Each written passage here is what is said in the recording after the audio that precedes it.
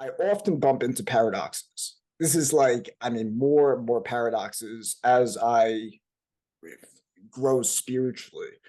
And what you just said was really interesting, right? Because I think as you talk about masculine theory, a lot of the things that make a man is the ability to have thick skin.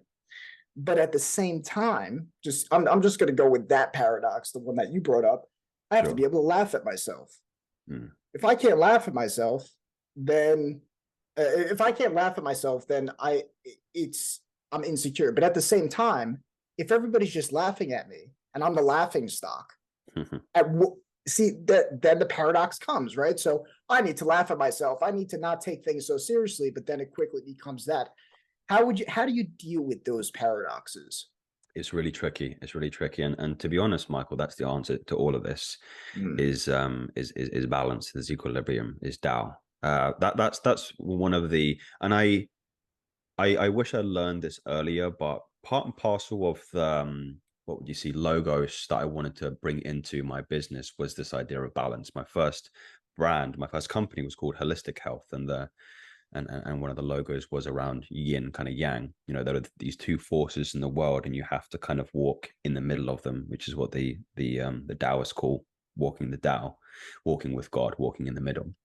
So this is the ultimate goal. This is so difficult to do. mm. And it's so Um, simple at the same time. it is. It's funny. I'm not going to pretend like I'm there yet. There are moments that I find it, and you just everything comes together. It's very synchronistic in the Hindu religion as well. They call it that. That's what they call being in yoga. Yoga we kind of conflated to this Western idea of contorting the bodies into different It's a positions, union. but yoga is called union. It's union of those two forces. So and even one of our people that we admire very, very much. The phrase, you ever hear Elliot Hulse talk about the tender, aggressive man? To be aggressive but tender at the same time. Yeah, I It's could it's, just it's see it one of as being. I those. don't remember him saying exactly that, but yes, that's yeah. It's one He of those expresses things as it. well. Yeah, yeah. So it's. I think going back to your previous point, the first step starts with awareness. You have to be aware of these kind of polarities in the world. You got your yin, you got your yang, you got the masculine, you got the feminine. And it's the most complete men are not masculine men. The most Mm. complete men are men that are able to integrate that feminine aspect of their psyche. And in fact, I do laugh at myself sometimes by calling masculine theory. I do believe it's important that we relate to ourselves healthily through the masculine way, but you actually want to transcend that and you want to have integration of both of those energies. That's what I believe is quote unquote the best and most complete man, is walking in the middle of those things. Yeah, I completely agree. Elliot Hulse, it's something that he said that stood out to me, and I've reflected that. I think one of the things that we both aim to do is help people who, especially men, who are caught up into the paradigms of the world. They don't know where to go and trying to have a specific route. One of the things that he says is be married or be a monk. What do you Mm. think about when he says something like that? Be married or be a monk. Very Meaning that, divisive. yeah, the idea of the lukewarm, right? That we have a world now that is so lukewarm.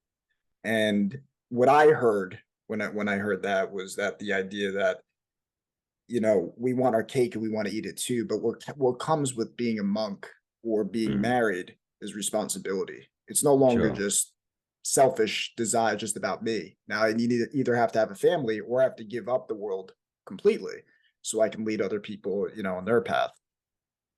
Yeah, it's an interesting turn of phrase, and I'm trying to grapple with that at the moment. It's difficult. I mean, I think part and parcel of it is trying to navigate the kind of Western landscape and the Western temptations with that. I do think there's a lot of weight to that, and I think people would find less anxiety, stress, negative emotion if they kind of opted for either path.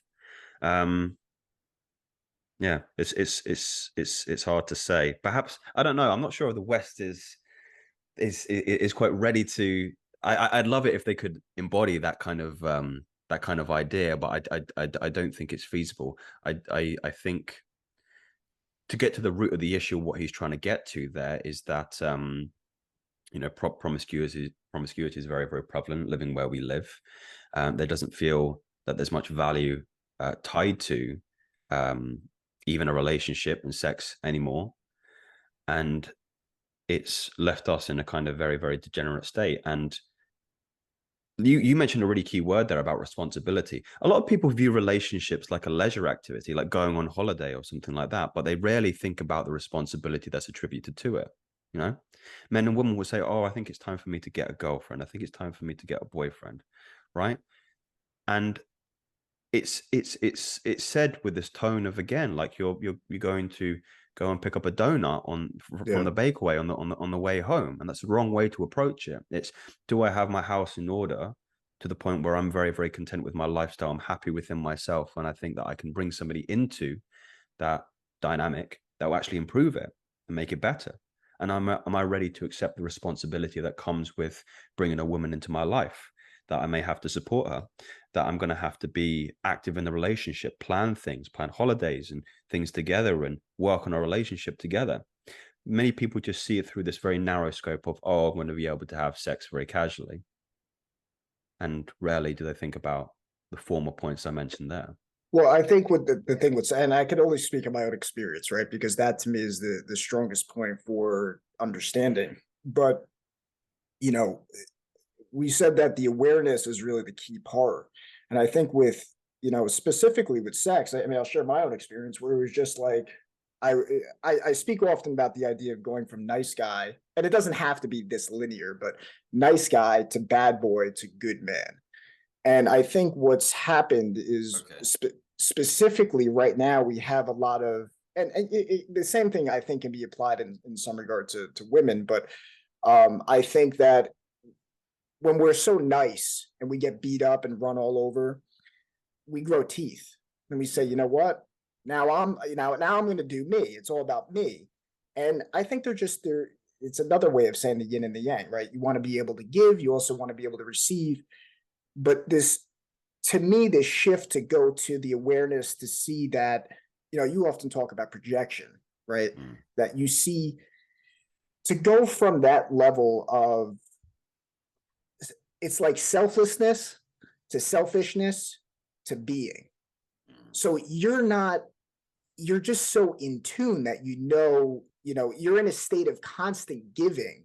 And then maybe when you're not receiving back as much as, is just or human, maybe you retreat, or maybe there's a wisdom behind it.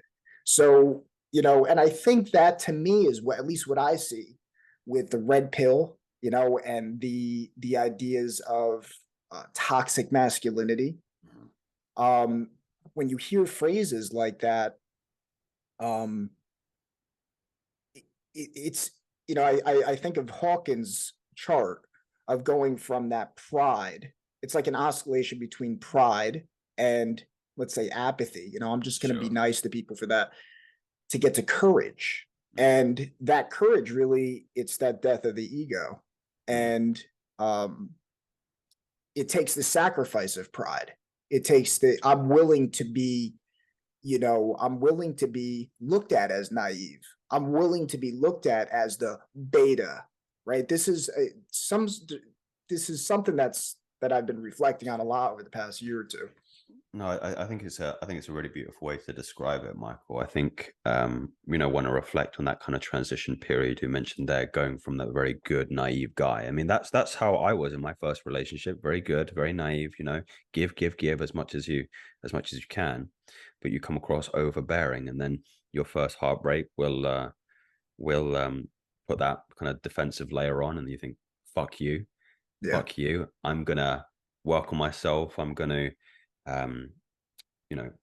what would you say, approach more nonchalantly and less caring, and then realizing how much more attention you would get, right? Especially that, right? Because that's like the classic thing, the girls go after the bad boy thing, right? So then bringing that back to those layers behind and saying, it's not the bad boy. What is that so attractive? It's something, and it's funny because once that happens, is you think, now I've got it all sussed, right? So you continue on like that for a couple of years, and then you realize that you're emotionally unavailable. And unfortunately, women don't. Well, women are interested, but they don't want to invest long term in you because your your heart's closed. Correct. You're not there emotionally. And so then you have to find your softness again. You have to find a way to open your heart, and this is the most scary part where a lot of men don't get to, is that you have to open yourself up for the opportunity for somebody to cut you again. Mm, And yeah. that's the most difficult part, the most difficult aspect of it, but not so much. You don't want to open yourself up so much that you come to this point that you were in the naivety of beginning to approach women in the soft guy and in the good guy, because then she's gonna walk all over you. So I think Elliot got it right when it's like, you want to be tender, but you also want to be aggressive at the same Mm. time.